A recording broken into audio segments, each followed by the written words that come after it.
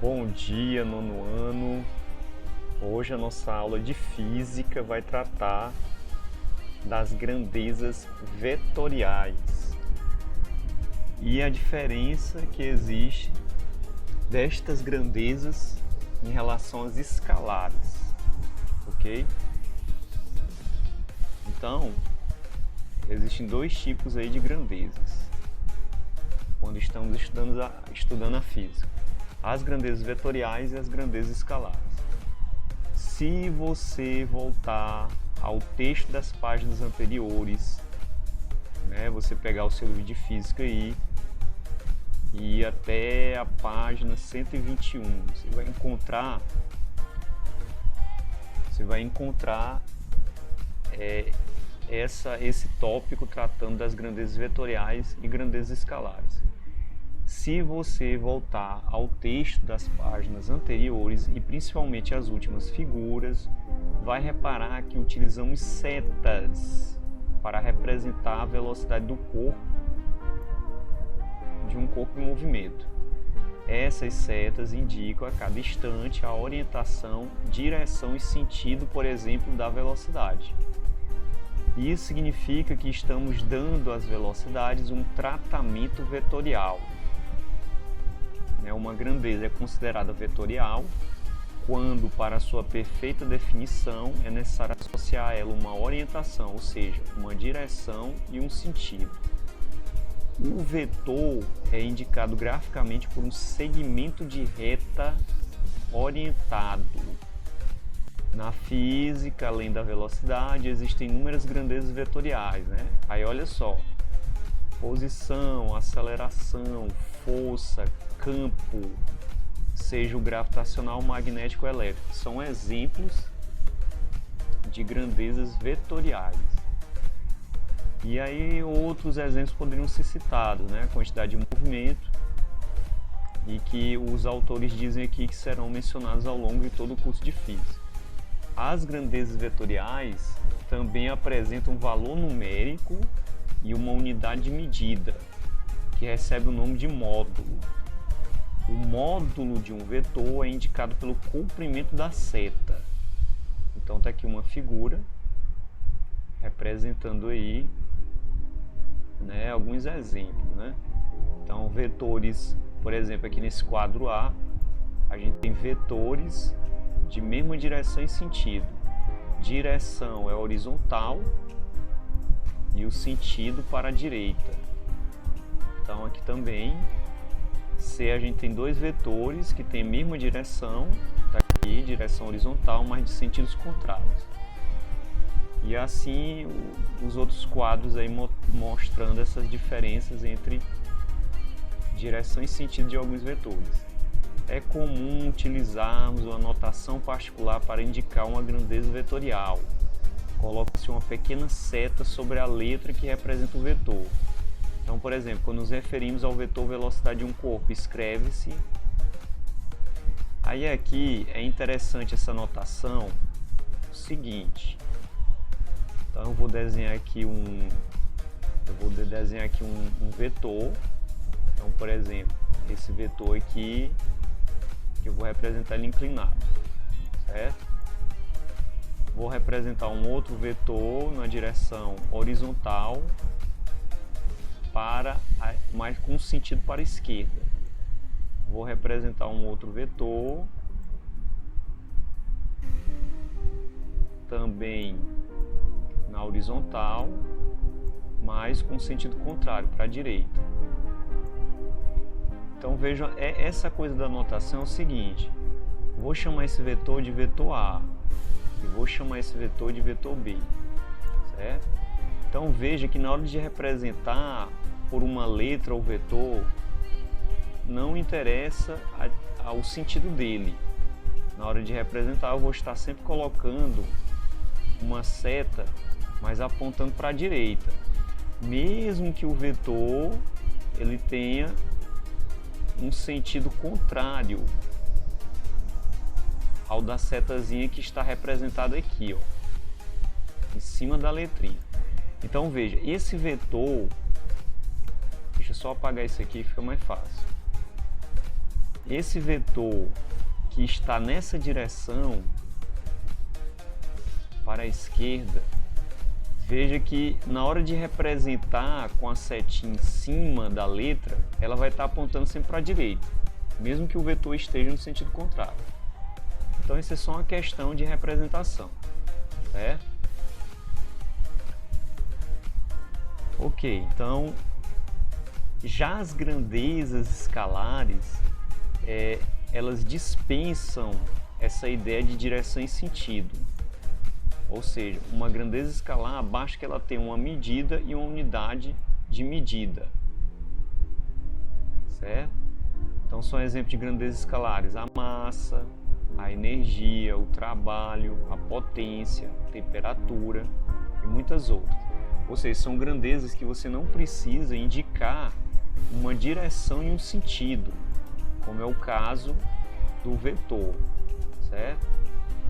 Então, por exemplo, temperatura, né? Temperatura, se eu disser que em Teresina faz 40 graus Celsius, é uma grandeza escalar, ou seja, eu não preciso indicar para a temperatura uma direção e sentido. Então não tem, dentro desse contexto, não tem sentido algum eu dizer, por exemplo, que aqui em Teresina a temperatura é 40 graus Celsius para cima. Não tem nexo isso. Então não precisa indicar nem direção e nem sentido para a temperatura. E assim é para massa, para trabalho, para potência, que são grandezas escalares, certo? Então, mais aqui adiante, a gente tem uma tabelinha mostrando essas diferenças, né? Então, nessa tabela aqui você tem grandezas escalares. Então, a massa de um pacote de arroz, 5 quilos. O intervalo de tempo entre as partidas de 2 ônibus, né? O tempo também é uma grandeza escalar, 30 minutos. A energia potencial elástica, 15,8 joules. Já um exemplo de grandeza vetorial, a aceleração de um corpo em queda, 10 metros por segundo ao quadrado. Qual é a direção e sentido? Direção vertical, sentido para baixo. Veja que para ficar totalmente caracterizada a aceleração, a gente tem que indicar uma direção e um sentido. Então, velocidade, também uma grandeza vetorial. Então, a direção e o sentido, BR-101, de Recife para Aracaju. Então, a direção e o sentido, Recife para Aracaju. Então, velocidade é uma grandeza vetorial, precisa de direção e sentido. Uma força de 80 newtons aplicada sobre um bloco, né? Direção vertical, sentido para cima. Então, veja que eu preciso indicar tanto a direção como o sentido. Então, aí são exemplos. E aqui as formas de representação, né? Então veja que representada por vetores. Então você tem aqui, por exemplo, a gravidade. Aí você vê ela representada por um vetor para baixo. A velocidade do carro, um vetor na direção horizontal e nesse sentido, né? De Recife para Aracaju. A força vertical para cima, veja que eu estou representando por um vetor, né, um vetor que aponta para cima. Então, uma grandeza vetorial pode ser adicionada ou subtraída de outra de mesma natureza e também pode ser decomposta. Isso aqui é importante, né? Então, a gente pode fazer operações de soma ou subtração com vetores. Então é uma coisa simples de compreender. Então eu vou aqui por quadro, fazer uma limpeza aqui com esses rascunhos que eu fiz. Então veja, eu tenho um vetor que tem esse sentido aqui, apontando para a direita. Então esse vetor eu vou chamar de vetor A. Eu vou chamar esse vetor de vetor A. Então, O módulo desse vetor, ele é dado pelo tamanho do vetor. Então vamos supor que esse vetor ele tem aí um tamanho de sei lá, de 5 centímetros, certo? Ou então esse vetor ele pode ser a velocidade de um objeto, pode ser a velocidade de um avião, por exemplo, né? Que estava lá representado na figura aí do livro. Então tem um avião e ele se move aqui nessa direção, certo? Nossa, esse meu avião aqui tá mais para um pássaro. Deixa eu melhorar ele. Então deixa eu desenhar ele melhor aqui, tentar desenhar ele melhor. Então tá aqui o avião, tá aqui ele. Então imagine que ele está se movendo aí para a direita com uma velocidade v, que tem que módulo? Tem esse módulo aqui de, sei lá, de 500 quilômetros por hora. Então imagine esse avião com esta velocidade. Então pode ser um vetor que um vetor que expressa comprimento, e pode ser uma grandeza vetorial com a velocidade de um avião. Imagine que existem ventos que estão se propagando aqui no sentido em que o avião se move, certo? Então vamos representar esses ventos por um outro vetor que vai ter uma velocidade que vamos chamar de velocidade, sei lá, deste ar aí, deste vento, velocidade do ar. Imagine que essa velocidade aí é de, sei lá, de 50 km por hora. 50 km por hora. Então veja que nessa situação aqui, eu vou somar esses dois vetores, certo? Por quê? Porque eles têm a mesma direção e sentido. Então eu posso estar aí determinando um vetor resultante, que eu vou chamar de VR, que vai ser a soma desses dois vetores, certo? A velocidade do avião somando com a velocidade do ar, que é a velocidade do vento aí, que está na mesma direção e sentido. Então, se eu somar esses dois vetores, somar seus módulos, eu vou obter quanto? Eu vou obter 550 km por hora. 550 km por hora, que é a soma dos dois, que é justamente o que está representado aqui no livro, certo? Uma soma vetorial, e o vetor resultante ele vai ser a soma dos dois, né? Então eu vou estar representando esse vetor resultante por um vetor maior, que é dado pela soma desses dois vetores. Esse aqui é o vetor VR. Então ele é a combinação das duas velocidades, a velocidade do avião com a velocidade do vento. Se esses ventos estiverem em sentido contrário, né, estiver se movendo no sentido contrário do avião, aí você vai ter um vetor, você vai representar essa velocidade, né, dessa ventania aí no sentido contrário. Se for o mesmo módulo, o vetor resultante vai ser dado pela diferença, certo? Então aqui você vai subtrair a velocidade do avião menos a velocidade do vento. Então a gente pode operar esses vetores. Se tiver a mesma direção e sentido, a gente soma. Se tiver a mesma direção, mas sentidos contrários, a gente vai subtrair os vetores. Então aqui a gente vai ter o que? 450 km. Era como se aquela ventania, né, essa ventania contrária, ela reduzisse a velocidade do avião, e é o que acontece. certo? Então essa é uma maneira de você expressar esses efeitos, né? Utilizando a linguagem vetorial. Se esses vetores tiverem uma direção diferente, aí a estratégia é outra. Você não vai poder só simplesmente somar ou subtrair. Então eu vou colocar um exemplo aqui, né? Então, botar o mesmo exemplo que está aí no texto. Então, você imagina que o avião ele está aqui nessa direção, certo?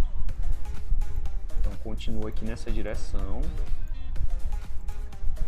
Então, vou representar a direção aqui por um vetor, né?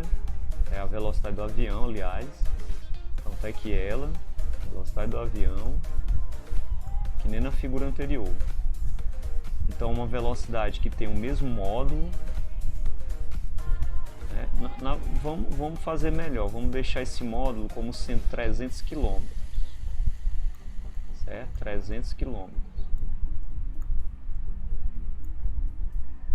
Imagine que esse vento agora, ao invés dele se propagar na mesma direção, ele esteja forçosamente chegando nessa direção aqui, ó, como se fosse subir o avião,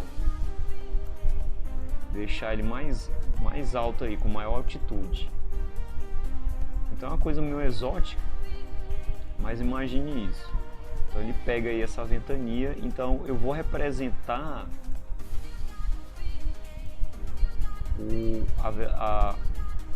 esse vento aí com esta velocidade, ela apontando agora para cima. Então vou representar esse vetor aqui, ó, junto ao vetor velocidade do avião, apontando para cima, totalmente na vertical. Veja que agora eu tenho dois vetores, o vetor velocidade do ar, apontando numa direção perpendicular ao vetor V. Como é que vai ser aqui o vetor resultante? Certo? Nessa situação, deixa eu colocar aqui o vetor V, a notação dele aqui embaixo. Nessa situação, o vetor resultante ele vai estar passando aqui, olha, na diagonal desta figura que eu vou fechar, certo? Vou fechar aqui esse paralelogramo. Então, bem aqui no cruzamento dessas duas linhas, eu vou poder estar representando o vetor resultante. Então, tá aqui ele, ó. Esse aqui vai ser o vetor resultante. Veja que agora a direção dele é inclinada em relação aos outros dois vetores. Então veja, o avião, por causa dessa ventania na vertical, ele nem vai se mover assim na horizontal e nem vai se mover assim totalmente na vertical. Ele vai se mover como? Ele vai se mover na direção desse vetor, certo? Nessa direção aqui. Como é que eu calculo esse vetor resultante? Então esse vetor resultante, ele vai ser calculado utilizando esse triângulo aqui, certo? Utilizando esse triângulo. Então a gente pode aplicar o teorema de Pitágoras aí. A hipotenusa ao quadrado, que é o vetor VR, vai ser igual ao vetor V ao quadrado, que é a velocidade do avião, mais a velocidade do A ao quadrado, que corresponde a este lado aqui do triângulo. Veja que é o mesmo. Então não posso simplesmente somar ou subtrair. Agora eu vou ter que usar essa expressão aqui, que não é outra senão o teorema de Pitágoras. Então como é que você vai fazer esse cálculo? Então eu tenho a velocidade do avião, que é 300. Então você vai substituir 300 ao quadrado e vai somar com a velocidade do ar. Imagine que a velocidade do ar ela seja de sei lá, de 400 km por hora, certo? Então você vai substituir aqui, ó, 400 elevado a 2. E vai fazer esse cálculo para achar a velocidade resultante. Então a velocidade resultante aqui será a raiz quadrada deste resultado aqui, 900 mais 1600. Isso dá quanto? Dá 2500. Então essa velocidade resultante, ela será quanto? Aliás, aqui é 300 ao quadrado, né? Então, 300 ao quadrado e 400 ao quadrado. Então vai dar um valor muito maior, então, né? Então é 300 com quantos zeros? Com 4 zeros, né? Então aqui vai dar o que? 30.000. Então na verdade aqui é 250.000 o resultado que dá. Tirando a raiz, você encontra ao final 500 km por hora. Então essa aqui é que será a velocidade que o avião vai estar desenvolvendo aí com essa rajada de vento na vertical, certo? E vai se mover inclinado na direção do vetor resultante. Então essa é uma maneira de você representar esses efeitos utilizando a ideia de vetor, certo? Então aí no texto você vai encontrar isso em mais detalhes. Basta você dar uma lida que você vai compreender melhor. A outra parte de vetor seria a decomposição, né? Eu posso decompor um vetor nas chamadas componentes vetoriais. Então a gente utiliza aqui um pouco de geometria e matemática para fazer isso, e as tais funções trigonométricas. Vamos aqui para o quadro de novo. Então, vou afastar aqui. Então imagine um outro vetor, um vetor qualquer. Vou representar ele aqui. Vou chamar de vetor A. Aqui ele. Então o que é que você faz? Você vai decompor esse vetor. Você joga aqui, olha. Eita, essa linha não ficou legal. Deixa eu desfazer ela aqui. Você jogue um plano cartesiano aqui, certo? Então, vou jogar um plano cartesiano aqui, bem na origem do vetor.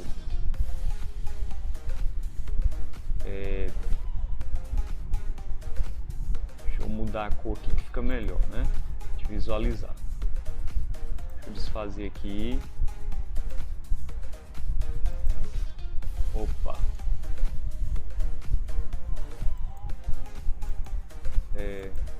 Pronto, desfiz. Vou jogar aqui uma outra cor para ficar mais fácil.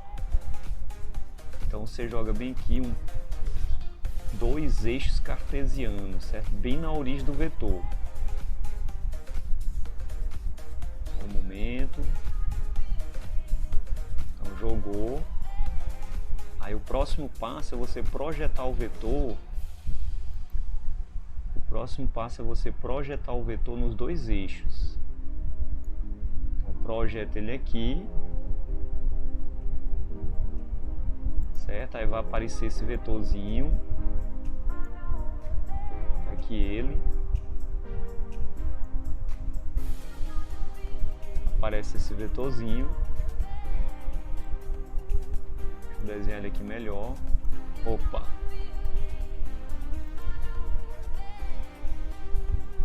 Aparece esse vetor aqui.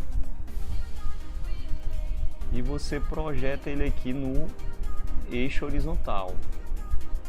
Quando você fizer isso, aí vai aparecer esse outro vetor. Então o que você está fazendo aqui? Você está decompondo esse vetor A em duas componentes, certo? Uma na direção do eixo Y, que eu vou botar aqui em cima, e a outra na direção do eixo X desse plano cartesiano verde aqui que eu desenhei. O ângulo A vai estar fazendo um ângulo θ com o eixo X. Então esse vetorzinho que aparece aqui a gente vai chamar de AX. E esse vetorzinho que aparece aqui na vertical a gente chama de AY. Como é que a gente calcula esses dois vetores, que são as componentes do vetor A? Para fazer isso, a gente vai usar as funções seno e cosseno.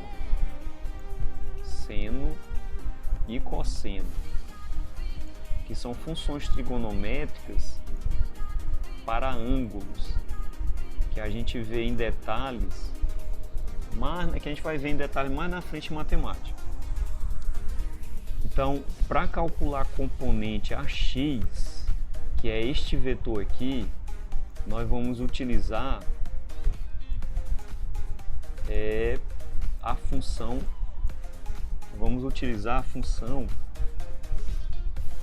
cosseno, né? Na verdade é o cosseno. Então como é que você faz esse cálculo? Você vai pegar o módulo do vetor A, ou seja, o tamanho que ele tem. Por exemplo, se ele tem aqui 6 unidades, então vai pegar o módulo dele e vai multiplicar pelo cosseno do ângulo. O cosseno do ângulo que o vetor faz na direção X. Então com essa expressãozinha aqui, você calcula a componente AX, ou seja, o tamanho desse vetor, esse aqui de baixo. Para calcular a outra, que é o vetor AY, a gente utiliza o seno. Pega o tamanho do vetor A e multiplica pelo seno. Vou abreviar SEN. Pronto. Então, com essas duas expressões, eu posso estar calculando aí o tamanho desses vetores. O que a gente fez aqui foi decompor o vetor A.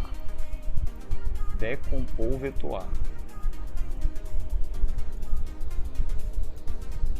Ou seja, qualquer vetor a gente pode estar decompondo ele em componentes chamadas componentes retangulares. Se for um plano, esse vetor vai ter duas componentes. Um na direção de X, outro na direção do eixo. Um na direção do eixo Y, outro na direção do eixo X. Se for no espaço, a gente vai ter 3 dimensões. Então a gente teria 3 vetores. Mas por enquanto, para a gente só é suficiente entender como calcular as componentes de um vetor num plano, né? O AX e o AY. Ok? Então a gente fica por aqui nessa explanação a respeito de grandezas vetoriais e representação vetorial. Até mais!